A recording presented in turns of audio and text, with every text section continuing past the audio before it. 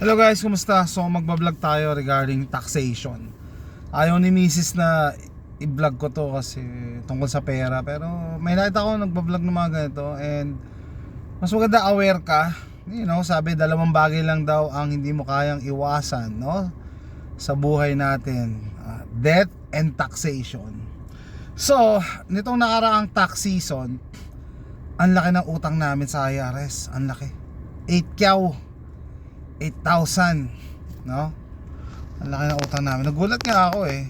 I mean, hindi ko naman naramdaman na tumaas kasi yung bracket namin. Tumaas yung bracket namin. Ibig sabihin, yung salary bracket, income bracket. Tumaas yung income bracket. Siguro sasabihin nyo, ay, lumaki naman pala ang kita nyo eh. Ba't kayo nagre-reklamo? Hindi pa din eh. Alam nyo, hindi naman kasi ganun kalaki. Si Mrs. kasi nag-handle ng taxes namin. Hindi ko sumampa yata kami sa 120k. Doon lang sa konti lang inangat. Okay? Sumampa kami sa ganun. Ngayon namin na-realize na na-shock kami.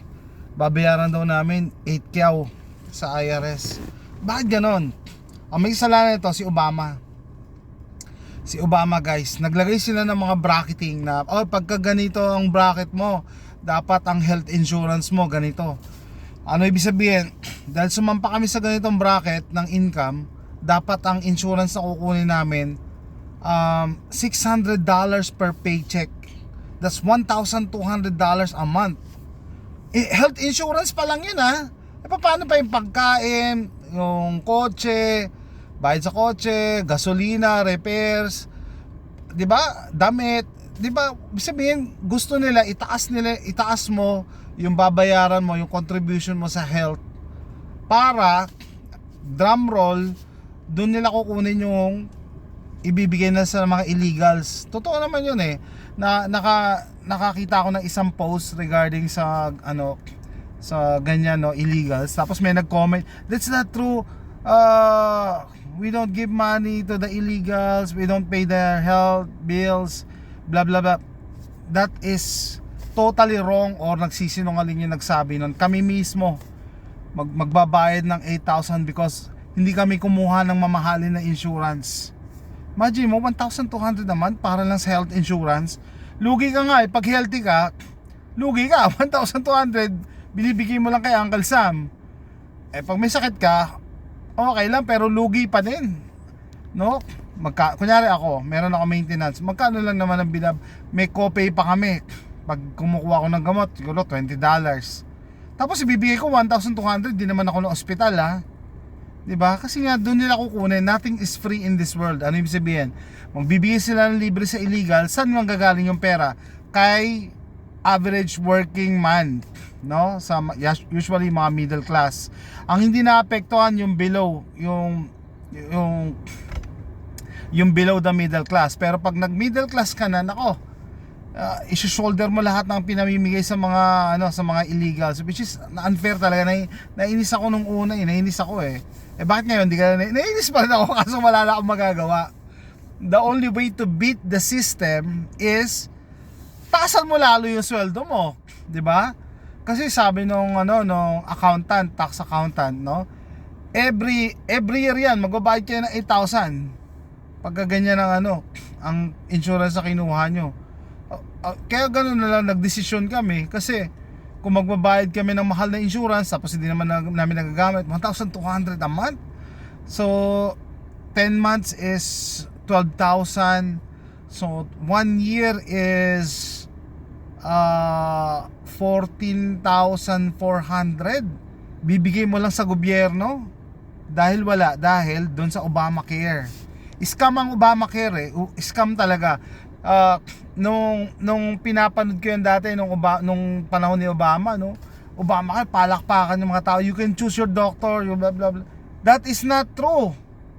Hindi totoo yung sinasabi ni Obama na lahat magkakaroon ng healthcare. Yeah, magkakaroon yung mga walang trabaho, yung mga illegals, mga hindi taga dito. Magkakaroon sila ng healthcare. Sa magagaling yung pambayad? Sa mga nagtatrabaho ng taga dito, katulad namin. Imagine mo, 8,000. Malit pa yan ha. Yung iba namin kakilala, binabayaran every year 10,000 plus eh. Kasi mas malalaki yung kinikita nila. Anyway, that is unfair talaga. Unfair. Sana ma-repeal yung Obamacare na yan. No? Na hindi mo kailangan gumastos ng 1,200. Obligado ka eh. Obligado ka magbayad eh. Kasi pag hindi ka nagbayad, sisingilin ka ng gobyerno ng 8,000 up to 10,000, di ba? Anyway, sabi ko nga, the only way to beat the system is wala kang magagawa, iyak ka lang, taasan mo pa yung sweldo mo para makover. Yun ang goal ko eh. Kumita pa kami na mas mataas para meron kami itatabi pambayad ng 8,000, no? Kay Uncle Sam. Yearly magbibigay ka ng 8,000. Wow. In 10 years, $80,000 pala, no? Bibigay mo kay Uncle Sam. Unless i-repeal nila yung Obamacare na yan. And then, blessing na rin, kanina nag-live ako, no? Maganda yung live stream natin kanina. Bakit? Kasi ano lang siya, chill lang, para lang nagkukwentuhan. Sabi nga ni all-time traveler eh, cigar moment lang siya, oh. Pasigar-sigar lang siya. Cuban cigar! No? Sayang nga, magkaiba tayo ng time zone eh. Pagkagabi, gabi yan eh, inom ako alak. Yung chill lang na kwentuhan, no, to start the weekend. And then napakwento si Juan de la Cruz nga na nagta-travel daw sila, and then na-open niya na ano, baka daw gusto namin mag-travel ng ano sa Europe pag Christmas. So napaisip ako eh kanina, sabi ko kino-compute ko na yun eh. Kung di lang yung buwisit na bayarin na yan sa healthcare dahil sa Obamacare na yan eh, wala, makakasagot agad ako ng yes eh, kaso syempre you need to compute your expenses, yung income, ganyan. So pero napapaisip ako, no? Eto ka anong oras na ngayon, alas 12 tanghali, tumawag si Mrs. Sabi niya, oy ano, meron daw tumawag sa kanya na bagong trabaho. Dati si Mrs. travel nurse yan eh. Dati travel nurse siya. Ang sweldo ng travel nurse sobrang laki.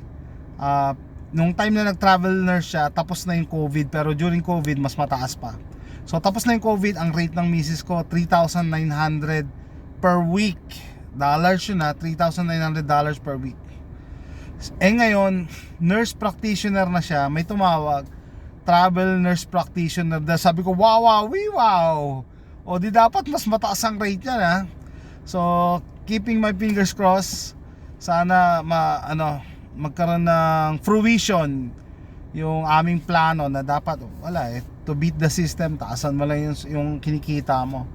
So whatever ways na pwedeng tumaas ang kita, yun ang pinag-iisipan namin. Kasi kaysa magmukmuk ka, problema talaga kami dyan sa bayarin sa taxes na yan. So tatanungin nyo siguro, hindi pala maganda na tumaas ang income kasi may nagbabaking. Hindi pala tumaas income mo kasi malaki babayaran. Kaya nga, it's not hindi rin naman maganda kasi nga tumaas yung income namin. Ang problema, mag-start na rin kasi magbayad ng ang tawag doon, student loan. Yung misis ko tsaka yung anak ko magbabayad na, kaya dagdag pa yun sa expenses. Actually yun nga, at least meron akong side hustle, ang tawag, classification ko sa tax, self-employed na job. Ako na nagbigay ng pambayad for student loan, no? Kaso yun nga, saan natin kukunin yung pambayad sa taxes? Yun talaga ang pinoproblema namin. So kahit sabihin nyo na tumaas bracket mo, tumaas yung income nyo, may expenses din eh, tumaas din yung expenses namin eh. May babayaran na kami na student loan ngayon, ganon. Mag-start na this month eh, no? So sorry na lang sa mga na-offend pag nag-uusap about money, pero sabi ko nga, dalawang bagay ang hindi mo kayang takasan eh, no? Debt and taxes. So syempre pag pinag-usapan mo yung tax, kasama yung income dyan, no? So baka isipin nyo, mas maganda pala, mas maliit ang sweldo, wala kang babayar. Mas maliit ang sweldo mo, paano kung meron kang malaking expenses, like maliit ang sweldo, kunyari maliit yung income namin, tapos mag-i-start na magbayad ng student loan, di ba? Di lalo kaming mababaon sa sa utang. Ngayon nga kaya nga sabi ko okay, parang parang coincidence, no? Coincidental na nag-usap kami ni Juan de la Cruz about trip to Europe. Nag-iisip pa ako paano ma-achieve yun. Tapos tumawag si Mrs. Good News, may interesado daw sa kanya i-hire siya. Interested daw, wala kadalawang tawag eh. Sana ito na, God willing. Palagi ako nagdadasal, no? Ito nga, nagpasalamat agad ako eh. Parang, God acts in His own mysterious ways. Na alam niya, problema ako sa mga ganyan, no? Mga expenses. And bigla na lang may dumadating na solusyon out of the blue. So, yung mga matagal nang nakikinig sa akin, na-observe nyo ba yan na ang sabi ko sa misis ko, the universe has its ways of correcting itself. Minsan problemado ka, biglang out of a sudden may darating na help or may darating na solusyon. Hindi mo alam kung bakit. Kaya nga kanina, tuwan-tuwa si misis, nag-usap kami sa phone, no? Tuwan-tuwa siya. Out of the blue may tumawag sa kanya. Pero siguro mga sinenda niya yun ng mga application, nagsisend siya online eh. So ayan guys, maganda ba na lumaki ang income mo? Kaso lumaki din babayaran mo or magstay ka na lang sa bottom hanggang mamatay ka dyan ka na lang sa baba? Hindi. Mas maganda nag-improve ka, no? Hindi man natin malalabanan yung system kasi law abiding tayo. Kailangan natin magbayad ng tax eh. We find ways para umangat pa lalo. Sabi ko, wala tayong magagawa sa ngayon. Nakakaingit lang yung mga corrupt, no? Bilyon-bilyon na usapan ng pera nila, pero I'm sure hindi nagbabayad ng tax yung mga yon. So yan guys, weekend, start of the weekend. Actually mas excited na ako sa plano naming mag-picnic tomorrow sa beach para makapag-relax. Tagal na. Sabi ko, 1 week na akong straight nagtatrabaho. Tapos may dumating pantawag na ganito. Kaya sabi ko, blessing talaga to. Narinig na naman ni Lord. Malakas talaga ako kay Lord. Narinig na naman niya yung mga prayers ko. And nagpapasalamat ako. And then lahat naman to, guys, no, pag ikaw nasa US, kaya ka nga nag-abroad para sa mga anak mo. Kasi yung na-meet ko sa NRA, sabi nung misis niya, yung misis niya nakausap ko, hindi ko na sabihin ko sino. Nung nasa Pilipinas daw sila, maganda naman buhay nila, may katulong sila, dalawa-dalawa pa. Kami ko ganoon rin kami. Kaso yung reason kung ba't nagpunta rito is para nasa mga bata, di ba? Bakit? Ano maganda example niyan? Graduate ng LaSalle versus graduate sa US, di ba? Sino mas may bearing? Di ba? Mga ganon. Kahit ano yung pinaka top school sa Pilipinas, kung galing sa US, 'di ba? Iba pa rin. Tsaka kung nasa US ka, graduate ka ng US, tapos nasa US pa yung bata, mas maraming opportunities. Dito nga, kahit sabihin mo nang hindi sa bata ako, 'di ba? Yung opportunity para kumita. Nakakwento ko na dati, nagbebenta ako sa eBay, lakas ko kumita noon. Nagbenta ako sa GunsAmerica.com, tsaka saan pa ba? Guns America, Gun Broker. Lakas ko rin kumita, may marami opportunities, no? Sabi mo, puro baril kasi binibenta mo, magazine ba? Hindi, nagbenta rin ako ng mga bag. Tawag dito purses eh. Nagbenta ako ng purses sa eBay. Ang lakas ko rin kumita noon. Binibili ko during Black Friday. Tapos binibenta ko sa eBay. Malakas pa rin. Marami opportunity. Imaginein mo, 300 million ang population ng Amerika, no? Kung bumili lang sa'yo, tapos lahat $1 lang ang kita mo, $1, 300 million, di may 300 million ka na. Ang sabi mo ng kalahati lang ang bumili sa'yo, di mo 150 million ka, di ba? Ganun lang mas malaki kasi yung market. Mas malaki yung market dito. Anyway, so mas maraming opportunity para umangat, para kumita ng pera. Ayan, usapang taxes, pera, income. Ay nako, wala tayong magagawa. Kailangan natin magsikap, magtrabaho, kumayod, no? Andyan palagi yung mga expenses at saka mga taxes, no? Imbis na magmukmok, malungkot, ma-depress, mag-isip tayo ng paraan how to break the code. how to break the system. Anyway, that's it guys. Sana nagustuhan niyo yung vlog na to. See you next time. Bye.